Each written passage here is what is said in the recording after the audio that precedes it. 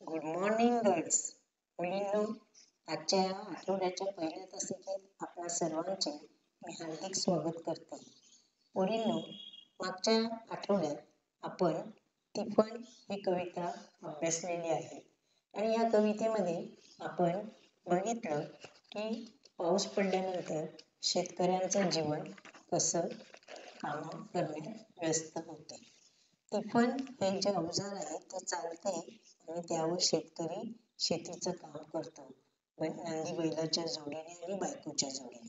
आणि मग आपण बघितलं की ही कविता कशी सुंदर प्रकारे गायलेली आहे, म्हणजे त्याचं रूपांतर गाण्यात केलेलं आहे आणि तुम्हाला मी ते व्हिडिओद्वारे अभ्यासायला म्हणजे लर्न करायला देखील दिलेलं होतं. आता ही कविता आपली मागच्या म्हणजे आठवड्यात संपलेली आहे आणि मुलींनो, आज आपण या कवितेवरचे जे प्रश्न उत्तर आहेत त्या स्वाध्यायाला सोडवणार आहोत. म्हणजे प्रश्नांची उत्तरं जी आहेत ती आज आपण बघणार आहोत. तर तुम्ही आता पेज नंबर 48 काढा. पेज 48 वर तुम्हाला स्वाध्यायामध्ये हे जे 5 प्रश्न आहेत ते सोडवायचे आहेत. प्रश्न पहिला आहे, खालील अर्थांच्या शब्दसमूहाला कवितेतील योग्य शब्द द्या.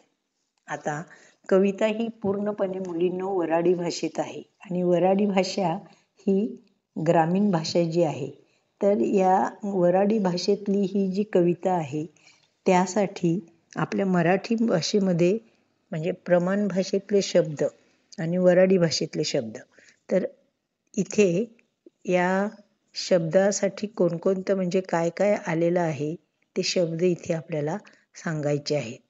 तर नंबर 1 आहे पेरणीसाठी लागणारे बियाणे. आता पेरणीसाठी लागणारे बियाणे जे आहे त्याच्यासाठी कवितेत शब्द आलेला आहे बीजवाई. तुमचं सेकंड स्टांजा बघा, काकरात बीजवाई जसं हासर चांदण. सो बीजवाई म्हणजे बियाणे.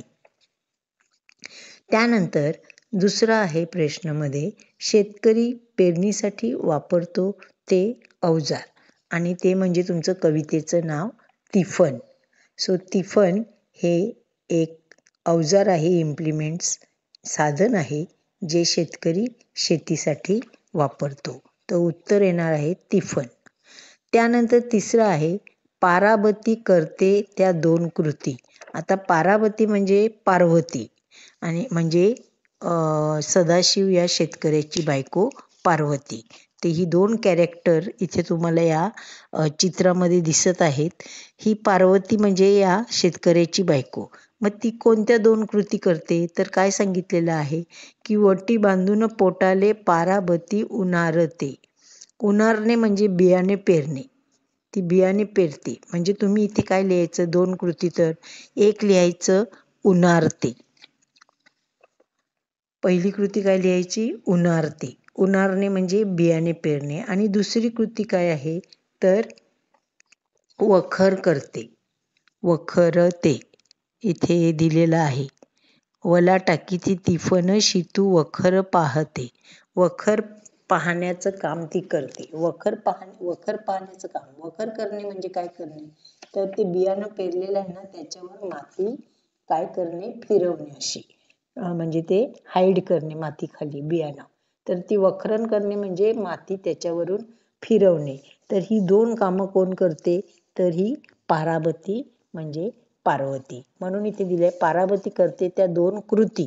तर एक कृती आहे उनारते, दुसरी कृती आहे वखरते. प्रश्न दुसरा आहे, खालील ओळींतील अधोरेखित संकल्पना स्पष्ट करा. इथे तुम्हाला 2 संकल्पना दिलेल्या आहेत. पहिली आहे काकरात बीजवाई जसं हासर चांदण.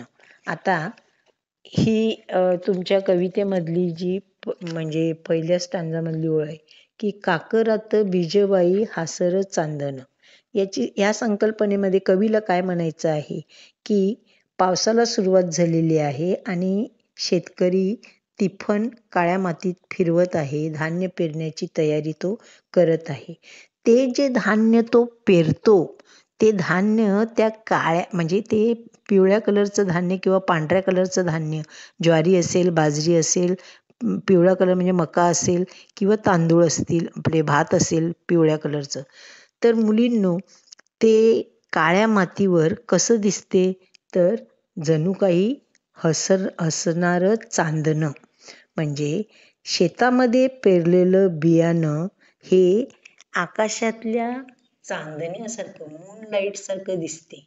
रात्री आकाशामध्ये जेव्हा स्टार्स येतात ते चांदणं किती सुंदर दिसते त्या मूनलाईट. तसं त्या काळ्या मातीमध्ये जे बीज पेरलेलं आहे ते चमकून दिसते, उठून दिसते, असं कवी इथे सांगत आहे. म्हणून कवी म्हणतो, काकरात विजेवाई जसं हासर चांदणं. तर तिफन फिरवलं जात आहे आणि काळ्या मातीमध्ये तिफन फिरवताना शेतकरी आणि शेतकरी जे धान्य पेरत आहेत ते धान्य इतकं सुंदर दिसते त्या काळ्या मातीवर की जणू आकाशामध्ये काय आहे, चमकणारं चांदणं आहे ते, असं कवीने कल्पना केलेली आहे. आणि दुसरं आहे, काया ढेकलात डोया हिरवं स्वप्न पाहते. आता काय सांगितलेलं आहे की पावसाळ्याचे दिवस सुरू झालेले आहेत, शेतकरी शेतीची कामं करत आहेत, तिफन घेतलेला आहे, तो तिफन फिरवत आहे आणि बियाणं पेरत आहे त्याची पार्वती. आणि जेव्हा ते काय करतायत, या काया ढेकलात, काया म्हणजे काळ्या, काळ्या ढेकळातून चालत आहेत आणि ती काळी ढेकळं पाण्याने भिजतात तेव्हा पायाला मऊ मऊ लागतात, लोण्यासारखी सांगितलेली आहेत ना. तर ती मऊ मऊ लागत आहेत, त्या काळ्या ढेकळातनं ते फिरत आहेत, तिफन फिरवत आहेत, धान्य पेरत आहेत. आणि धान्य पेरताना त्यांच्या डोळ्यामध्ये एक स्वप्न ते पाहत आहेत. काय, की या काळ्या ढेकळातून आज आम्ही धान्य पेरत आहोत, उद्या हिरवं शेत होईल, हिरवगार पीक येईल. आणि हेच कवी म्हणतो, हिरवं सपन म्हणजे स्वप्न हा शेतकरी पाहत आहे असं कवीला वाटते. कवीने इथे कल्पना काय केलेली आहे, काया ढेकलात डोया हिरवं सपन पाहते. म्हणजे पावसाळ्यात सुरू झालेला आहे, तिफन फिरत आहे, शेतीची कामं सुरू झालेली आहेत, शेतकरी आणि शेतकरी धान्य पेरत आहेत आणि ते धान्य पेरत आहेत तेव्हा ते काळ्या ढेकळामध्ये फिरत आहेत धान्य पेरत पेरत. आणि ते पावसाच्या पाण्यामुळे ढेकळं काय झालेली आहेत, मऊ झालेली आहेत, ती पायाला लोण्यासारखी सॉफ्ट लागत आहेत. या ढेकळातनं फिरताना हा शेतकरी आणि ही शेतकरी आपल्या डोळ्यात हिरवं स्वप्न पाहत आहे. म्हणजे त्यांना असं वाटते की आज आम्ही हे धान्य पेरत आहोत, उद्या या काळ्या ढेकळातून हिरवगार पीक उगवेल, समृद्धी येईल, आम्हाला चांगले दिवस येतील. असं तुम्हाला समजलं आहे हे मी लक्षात घेते आणि पुढच्या प्रश्नाकडे वळते. पुढचा प्रश्न आहे, मुलींनो, या कवितेत आलेले वऱ्हाडी बोलीतील शब्द शोधा आणि त्यांना प्रमाण भाषेतील शब्द लिहा. मुलींनो, प्रमाण भाषा म्हणजे आपली मराठी भाषा. तर मराठी भाषेचा शब्द आणि वऱ्हाडी भाषेतला शब्द, तर ही कविता मुलींनो पूर्णपणे वऱ्हाडी भाषेमध्येच आहे. त्यामुळे या कवितेमध्ये पुष्कळ काय आहेत, शब्द जे वऱ्हाडी बोलीतले आहेत आणि ते तुम्हाला शोधून मराठीत लिहायचे आहेत. तर आता एक काम करा, हातात पेन्सिल घ्या आणि मी बोलते ते शब्द तिथे टिपत चला. काय सांगितलंय, काया मातीत लिहा. काया म्हणजे काळ्या, काया म्हणजे काय, काळ्या. सेकंड लाईन मध्ये आहे इज, इज म्हणजे वीज. व्हॉट टू राईट, इज म्हणजे वीज. पुढे थर्ड लाईन मध्ये आहे जोडीले, नंदी बैलाच्या जोडीले, जोडीले म्हणजे जोडीला, नंदी बैलाच्या जोडीले म्हणजे जोडीने, जोडीने. पुढे वटी बांधून पोटाले पाराबती उनारते, लिहा. वटी म्हणजे ओटी. व्हॉट इज वटी, ओटी, ओटी बांधून. पुढे झोळी काठीला टांगते, झोळी म्हणजे लिहा झोळी, झोळी म्हणजे झोळी आणि काटिले म्हणजे काठीला. झोळी म्हणजे झोळी, काटिले म्हणजे काठीला. तांदूळ लळते. तांदूळ म्हणजे तान्हुल. सो ते तांदूळ आहे. आणि तुम्हाला काय लिहायचं आहे? तान्हुल. न ला ह. तान्हुल. लळते नाही, रडते. What is लळते? तो वऱ्हाडी शब्द आहे. तुम्हाला लिहायचं आहे रडते. पुढे बीजवाई. बीजवाई म्हणजे बीज. म्हणजे तुम्ही लिहा बियाणे. त्यानंतरच्या लाईनीत आहे धरतीच्या अंगोपांगी लाळा नवसाचं गोंदण. लाळा म्हणजे लिहा लाडा आणि नवसाचं नऊ असं नाही, नवसाचे असं लिहा. सो लाडा नवसाचे. पुढे वास भूल जीवाला पाळते. पाळते नाही, पाडते. व्हॉट इज पाळते? पाडते. जीवाला भूल पाडते.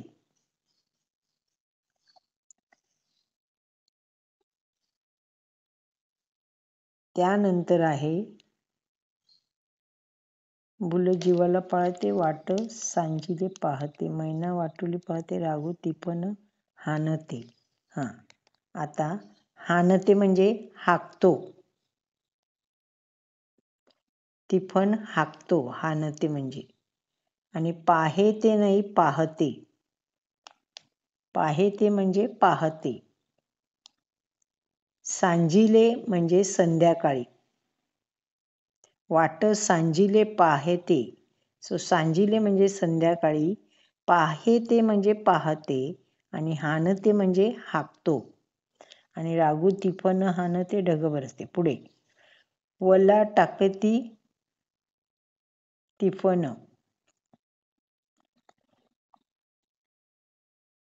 शितू वखर पाहेते. पाहेते म्हणजे पाहते.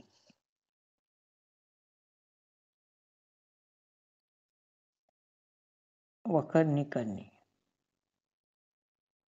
पुढे पाणी भिजलं ढेकुळ लोणी पायाले वाटते. आता तो पाणी वर्ड आहे ना, तो बाण का न करा. आणि लोणी वर्ड आहे ना, तो पण बाण का न करा. कारण हे लोणी आणि पाणी वऱ्हाडी शब्द असे आहेत. मराठीमध्ये पाणी बाणका न आणि लोणी सुद्धा बाणका न. त्यानंतर डोया म्हणजे डोळा.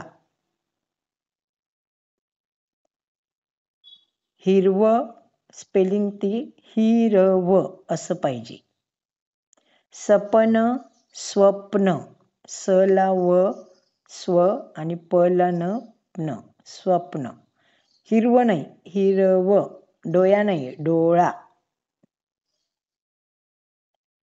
पुढे काटा पायात रुतते लाल रगत. रगत नाही लिहायचं, रक्त लिहा, रक्त.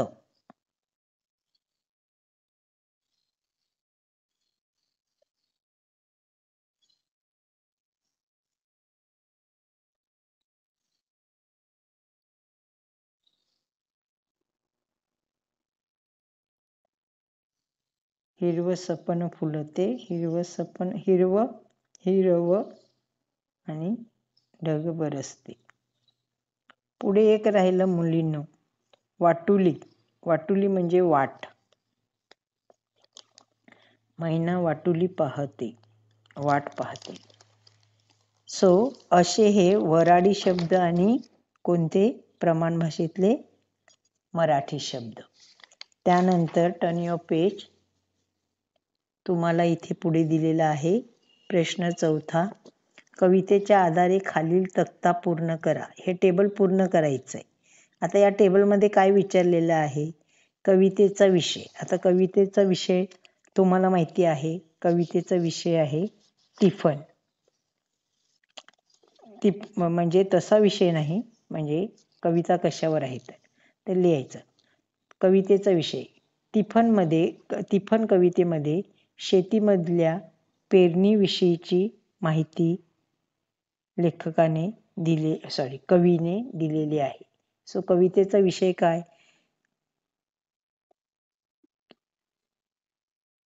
टिफन कवितेत शेतामधल्या पेरणीविषयीची माहिती कवीने दिलेली आहे.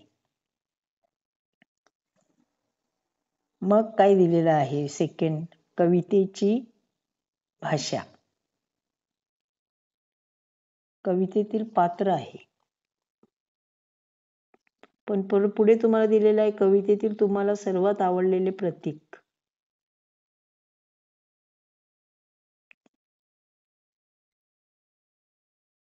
मग ते दुसरं कवितेतली भाषा करा. वऱ्हाडी भाषा. कवितेतली असं करा, नाही तर कवितेतील पात्र आहे ना तिथे लिहा सदाशिव आणि पार्वती. मग कवितेतील तुम्हाला आवडलेले प्रतीक रागू मैना. सदाशिव आणि पार्वतीसाठी प्रतीक काय आहे? रागू मैना.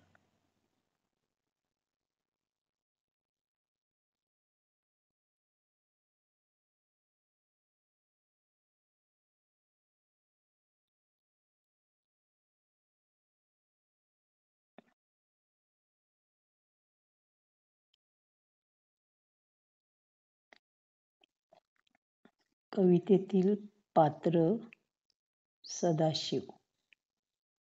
कवितेतील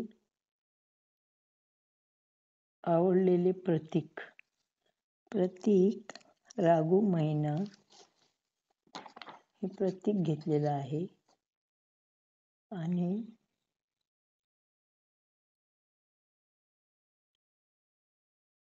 तुम्ही असं लिहा प्रतीक मध्ये, सरीवरी सरी येती माती नाती धुती होती, तिचा कस्तुरीचा वास भुल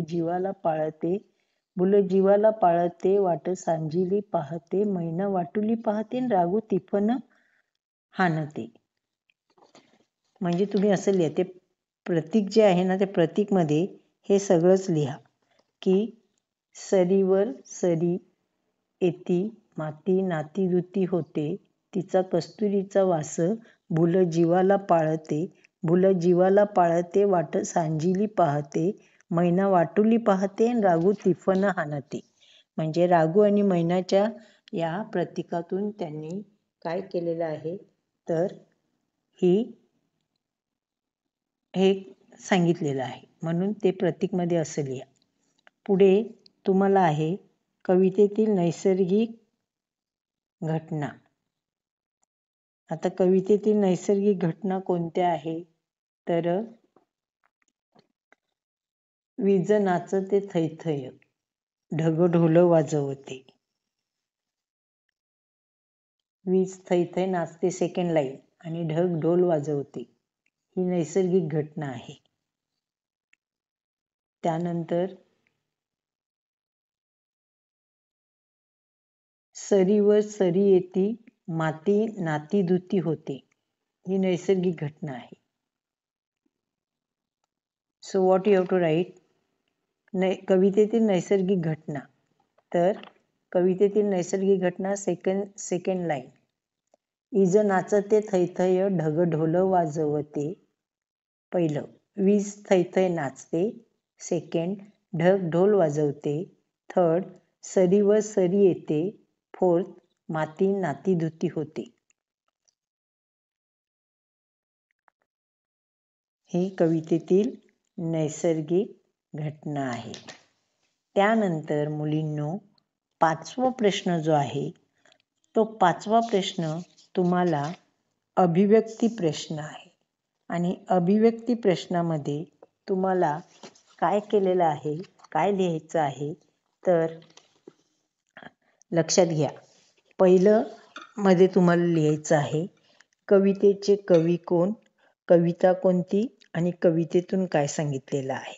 तर तुम्ही काय लिहायचं अभिव्यक्ती क्वेश्चनमध्ये पहिल्या लाईनीमध्ये, ही कविता तिफन ही कविता कवी विठ्ठल वाघ यांनी लिहिलेली असून त्यांनी या कवितेतून पावसाळ्यात शेतकऱ्याच्या शेतामधल्या लगबगीचं जीवन जे आहे म्हणजे शेतामधल्या कामाची जी लगबग आहे त्याचं वर्णन कवीने केलेलं आहे. म्हणजे तुम्ही इथे इंट्रोडक्शनमध्ये जे आहे ते लिहायचं. तर तुम्ही लिहायचं, या ओळी तिफन या कवी विठ्ठल वाघ यांच्या कवितेतल्या असून पावसाच्या दिवसातील मातीचा सुगंध, शेतकऱ्याचे स्वप्न, पावसाच्या आगमनाने होणारी शेतीकामाची लगबग याचे वर्णन या कवितेतून कवीने केलेलं आहे. आणि मग तुम्ही याची उत्तरे म्हणजे नेक्स्ट पॅरेग्राफमध्ये लिहायचं की पावसाळा सुरू झाल्यानंतर शेतकरी शेतीची कामं सुरू करतो. त्यामुळे शेतामध्ये तो धान्य पेरत असतो. तिफन चालवून धान्य पेरताना कधीकधी त्याच्या शेतातनं फिरताना त्याच्या पायात काटा लागतो आणि तो पायात काटा रुतून बसतो आणि त्या काट्यातून म्हणजे त्या पायातून मग लाल रक्त सांडते.